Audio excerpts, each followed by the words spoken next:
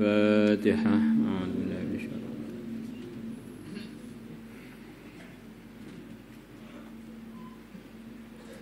Bismillahirrahmanirrahim. Wa an Abi Darda radhiyallahu anhu qala, beliau mengatakan, sami'tu, aku telah mendengar, Abul Qasim sallallahu alaihi wasallam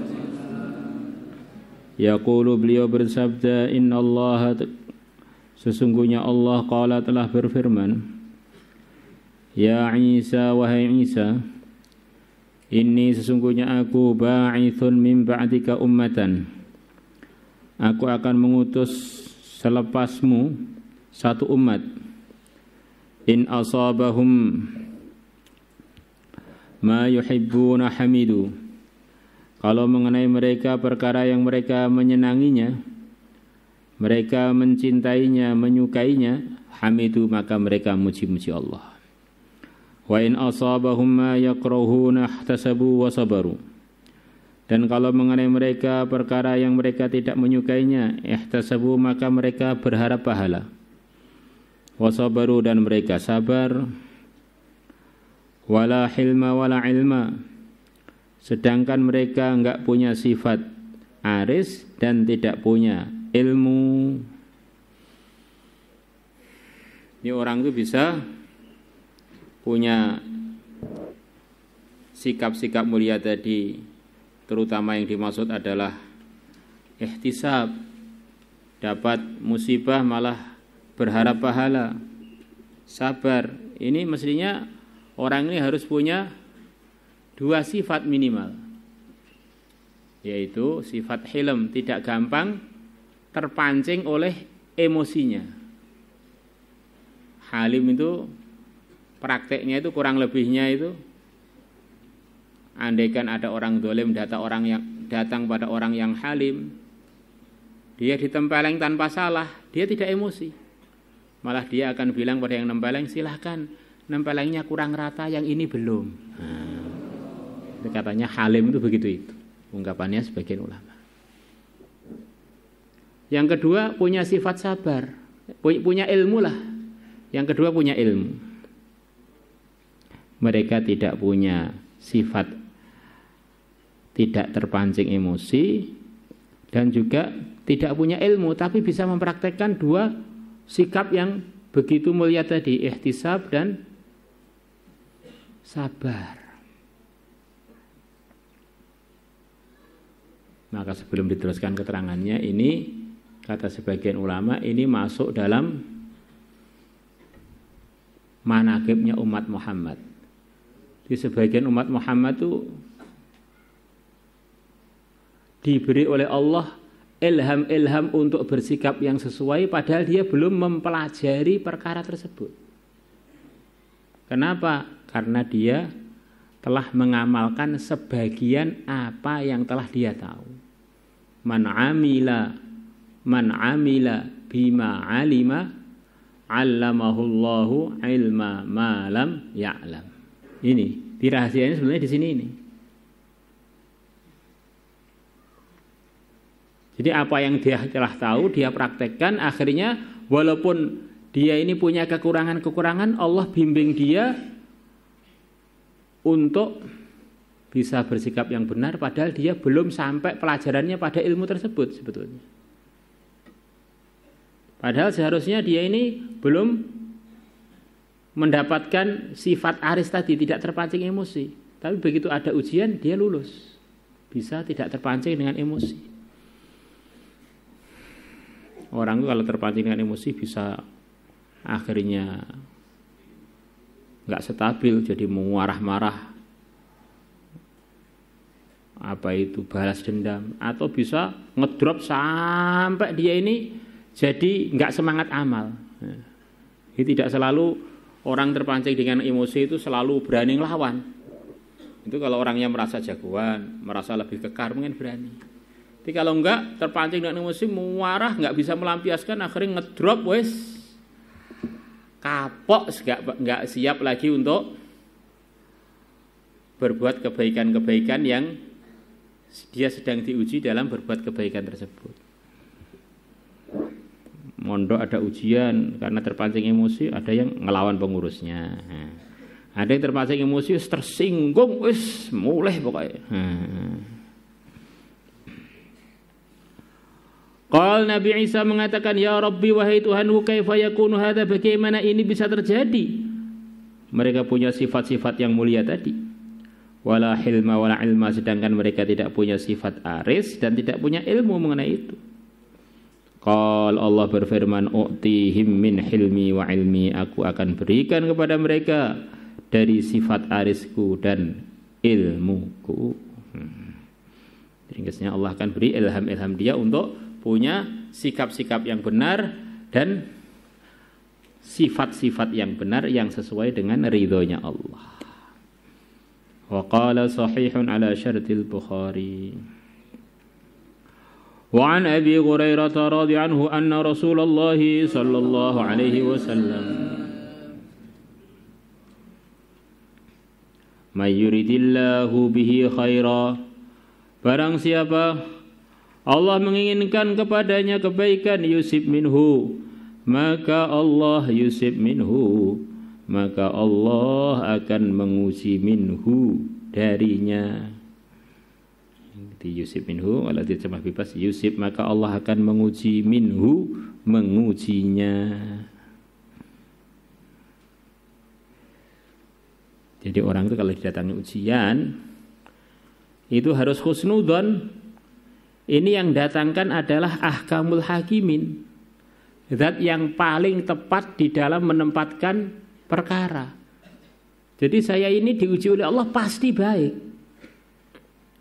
Maka bagaimana saya bisa menyikapi ujian ini dengan sikap-sikap yang diridhai oleh Allah. Diberi ujian berarti akan diberi anugerah. Diberi ujian berarti akan diberi macam-macam keutamaan. Akan diberi kelulusan. Maka Nabi dalam hadis yang akan datang mengatakan bahwa orang yang akan paling banyak diuji adalah para anbiya. Karena beliau-beliau ini adalah orang yang memang pantas untuk diuji. Ujiannya tambah banyak, anugerahnya tambah banyak karena lulus terus. Ujian Quran lulus, ini umpama bahasanya santri.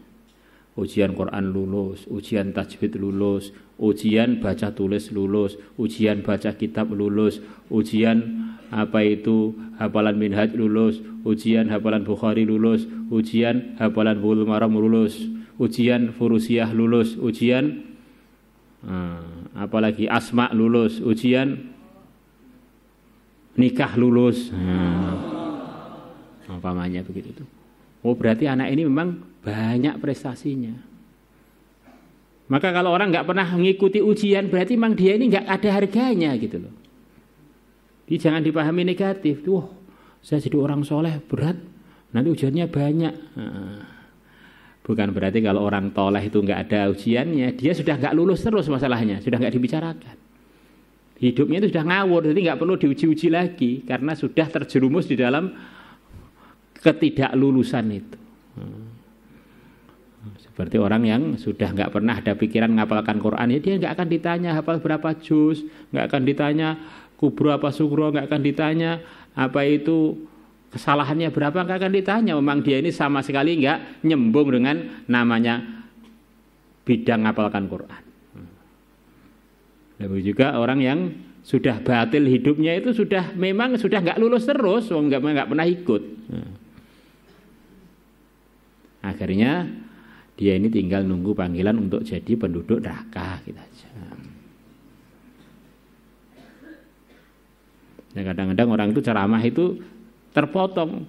Kita ini harus siap diuji. Orang kalau ngamalkan agama akan datang ujian-ujian berat.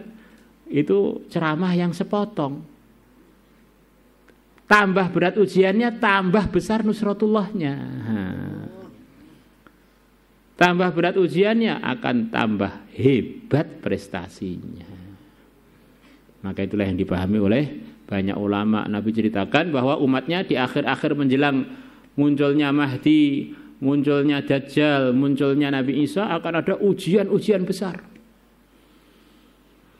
Maka orang-orang yang negatif thinking, pikirannya itu negatif terus, suudzon terus, wah ini sudah zaman edan, zaman akhir, banyak kerusakan, kalau nggak ikut edan nggak dapat bagian, saya tak edan aja. Jadi orang yang husnudzon, masya Allah, ujian besar begitu banyak datang pada umat akhir zaman, berarti akan bermunculan orang-orang hebat di akhir zaman ini. Akan muncul wali-wali besar di akhir zaman ini. Itulah yang disabdakan Nabi, la yalqayanna ibnu Maryama rijalan hum mithlukum aw khairun minkum. Nanti Nabi Isa ketika turun akan ditemukan oleh Allah, akan ketemu dengan umat akhir zaman ini yang mutunya itu seperti sahabat, seperti kalian sahabat-sahabatku, atau bahkan lebih baik. Kalau lebih baik gimana kata sebagian ulama? Karena dilihat dari sisi beliau-beliaunya ini nggak pernah ketemu dengan Nabi langsung, tapi punya yakin dan amal yang mirip-mirip dengan para sahabat. Maka dari segi ini punya keistimewaan khusus.